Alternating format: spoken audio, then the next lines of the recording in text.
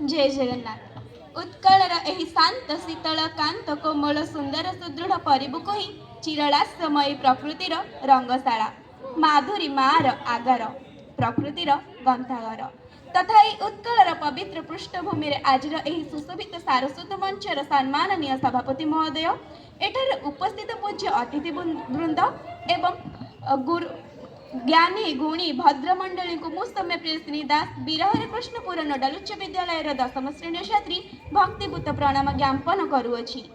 आज सभा अनुष्ठित होबार कारण कौन कहीं आम ये एकजुट होइछे उत्तर आज हे नेताजी सुभाष चंद्र बोस जन्म दिवस जी कि उत्कल माता को यह भारत भूमि को स्वाधीनता आने ढाली निजर असंख्य लुह एवं लहू 1897 मसीहा जानुरी मास 23 तारिख में जन्मग्रहण करते महान व्यक्तित्व जहाँकर डाकरा थिला तुम्हें मते रक्त दियो मु तुमको स्वाधीनता देवी। यही भारत माता को स्वाधीनता देवाई ए भारत मातार ओठरे हस्त फुटाइबाई ताकर असीम त्याग असीम बलिदान रही जहाँ केबे मध्य ओडिया जाति ए भारत जाति भूली पारिब नाही। कटक ठारे अध्ययनरत थिबा समय सुभाष चंद्र बोस नहीं प्रथम पदक्षेप से छात्र मानक एकजुट कर पालन करते खुदीराम शहीद दिवस। कटक रेवेन्सा कॉलेज से स्नातक डिग्री हासिल करने पर कलिकतास्थ प्रेसिडेंसी कॉलेज रे निजर दर्शन शास्त्र को अध्ययन करते। गांधीजी जो आह्वान देते कर बा मर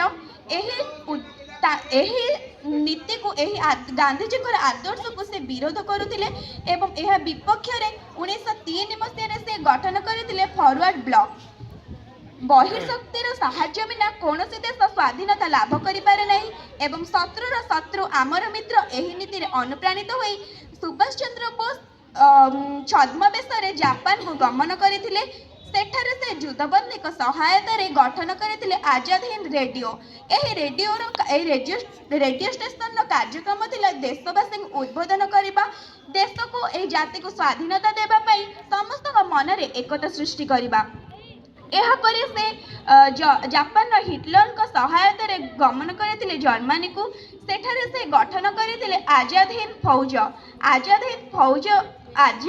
फौज रे से तांको आख्या दी जाइथिला नेताजी से पुणी आजाद हिंद फौजर सैन्य मानक तरफ आजाद हिंद फौजर उद्देश्य थिला देशर समस्त देशवासी को एकाठी करी एकजुट करी सेमानक मन में एक साहसिकता आनी देश को इंग्रेज मानक कबल मुक्त करने भारत मातार ओठरे हस फुटाइबा।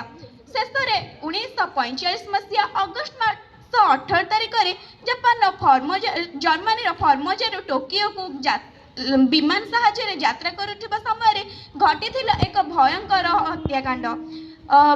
विमान दुर्घटना कहुए से मृत्युवरण कर अथवा यह प्रमाण करें कि मृत्युवरण कर मात्र से जहाँ भी हो से ओडियावासी भारतवासी समग्र विश्वर हृदय निजपाई प्रतिष्ठित कर एक स्वतंत्र जगह।